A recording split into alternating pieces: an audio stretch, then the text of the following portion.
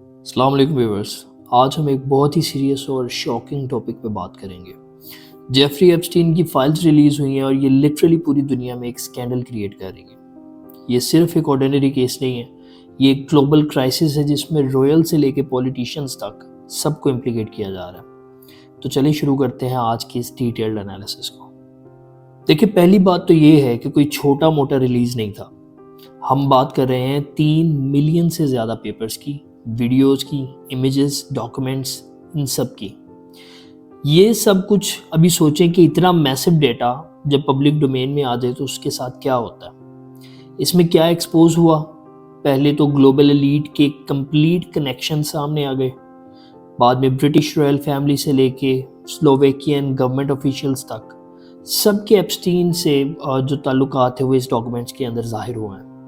خاص طور پر e mails اور فائنینشیل ٹرانزیکشنز نے یہ واضح کیا ہے کہ ریلیشن شپس جو تھے کہ کتنے واضح تھے اور کتنے ڈیپ تھے۔ اور سب سے ڈسٹربنگ بات، ڈاکومنٹس میں یہ بھی ایویڈنس ہے کہ کیسے لوگوں نے ایپسٹین کی ریپوٹیشن کو کلین کرنے کی کوشش کی۔ اس کی کنوکشن کے بعد بھی اور ساتھ ہی امریکن گورنمنٹ کی جو فیلیئرز ہیں وہ بھی سامنے آئے۔ سینسٹیو انفارمیشن کو ہینڈل کرنے میں کتنی بڑی غلطیاں ہوئیں یہ بھی ہم دیکھیں گے۔ اب بات کرتے ہیں برٹین کی۔ یہاں سچویشن واقعی سیریس ہو گئی ہے۔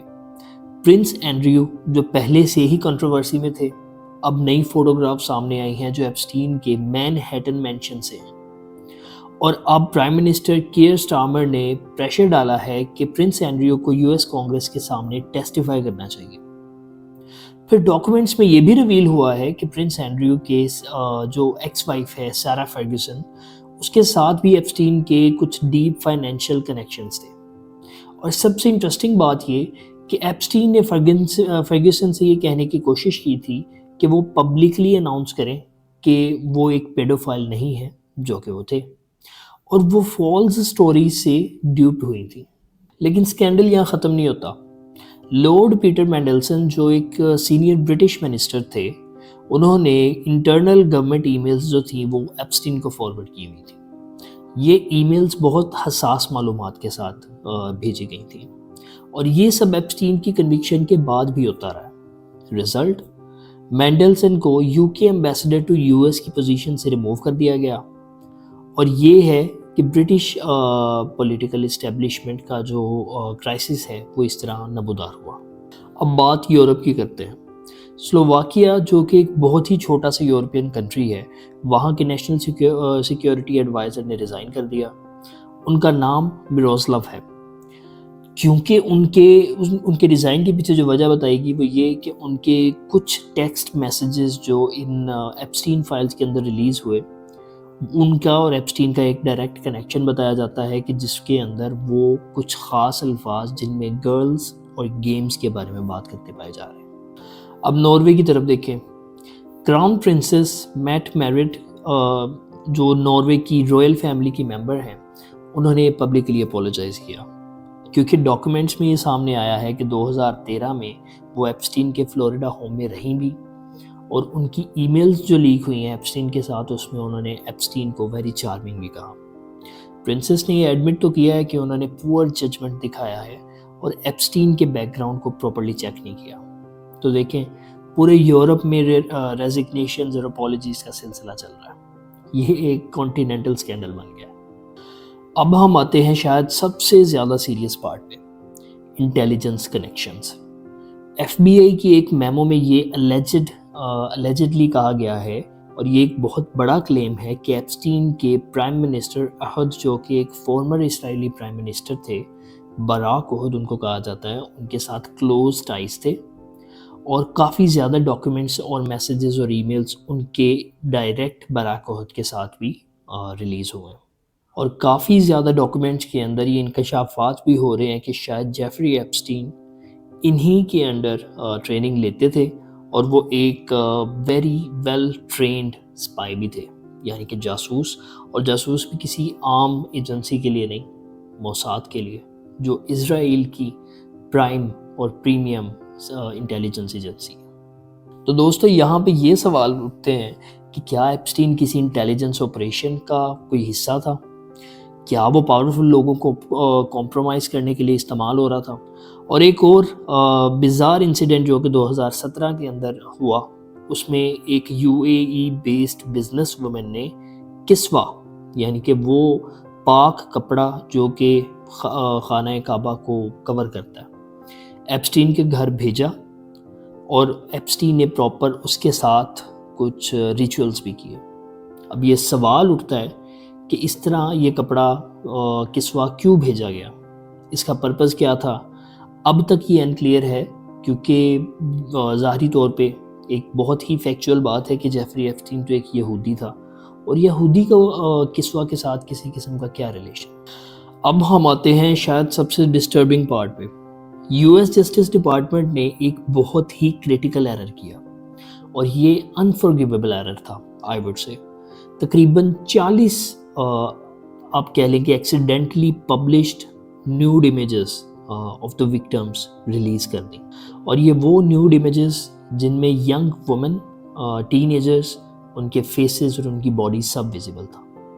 سوچے وکٹمز جنہوں نے پہلے ہی اتنا ٹراما فیس کیا ہو، ان کی پرائیویسی کو اس طرح وائلیٹ کیا گیا تو ان پہ کیا گزر رہی ہوگی۔ اینی فارمر جو ایپسٹین ابیوز کی ایک سروائیور ہے، انہوں نے کہا کہ یہ کوٹ بہت پاورفل ہے کہ امیجن اے مور ایریگیس way of not protecting victims than having their full nude images available for the world to down load.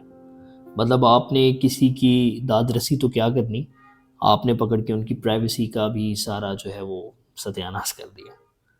اب اس طرح کی جو غلطیاں ہیں وہ یو ایس جسٹس ڈپارٹمنٹ سے بھی سرزد ہو رہی ہیں اس ٹائم، اور سمجھ میں نہیں آتا کہ یو ایس کا جسٹس ڈپارٹمنٹ ہو اور اس طرح کی کریٹیکل مسٹیکس ہو رہی ہیں۔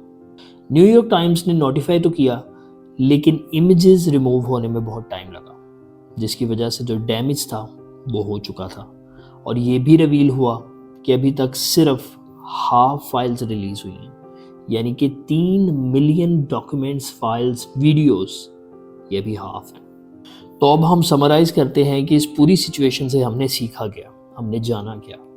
پہلی بات، یہ واقعی ہی ایک گلوبل سکینڈل ہے۔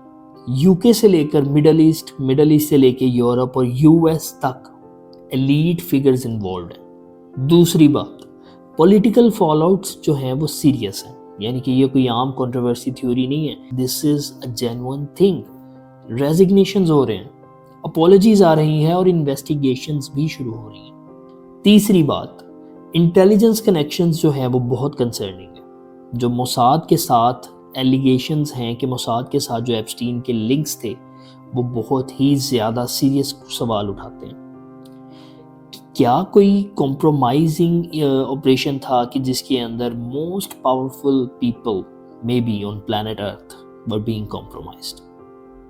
چوتھی بات، ابھی پوری کہانی سامنے بھی نہیں آئی، ابھی صرف فائلز جو ہیں وہ پارشلی ریلیز ہوئی ہیں، اور فل سکوپ ابھی انکلیئر ہے۔ اور آخری بات، مس انفارمیشن کا بہت خطرہ ہے۔ دیکھیں، جب اتنے بڑے لیول پہ ایک سکینڈل اٹھتا ہے جس کے اندر ملٹیپل آپ کہہ لیں کہ کنٹریز کے لوگ انوالوڈ ہیں، اور not only people, these are the ruling elite people, جب ان کا مس انفارمیشن کے بارے میں مس انفارمیشن پھیلتی ہے، کچھ صحیح ہے کچھ غلط ہے، تو یہاں پہ بہت ہی ڈفرینٹ قسم کے مسائل کا ہمیں سامنا کرنا پڑ سکتا ہے، اور اس کے لیے کریٹیکل تھنکنگ اور نیوز کا ویلڈ ہونا بہت لازمی ہے۔ تو ناظرین، یہ سٹوری ابھی ختم نہیں ہوئی۔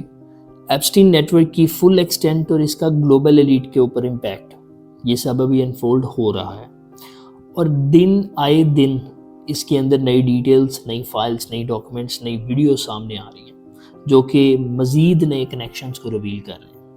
یہ صرف ایک سکینڈل نہیں ہے، یہ ایک ویک اپ کال ہے جس کے اندر ہمیں ٹرانسپیرنسی اوبویسلی چاہیے، اکاؤنٹیبلٹی چاہیے، اور سب سے زیادہ وکٹمز کے لیے جسٹس چاہیے۔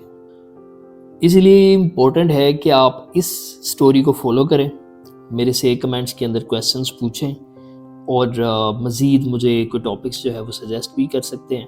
تو اس طرح کی مزید ویڈیوز دیکھنے کے لیے please subscribe, like and do comment. جزاک اللہ۔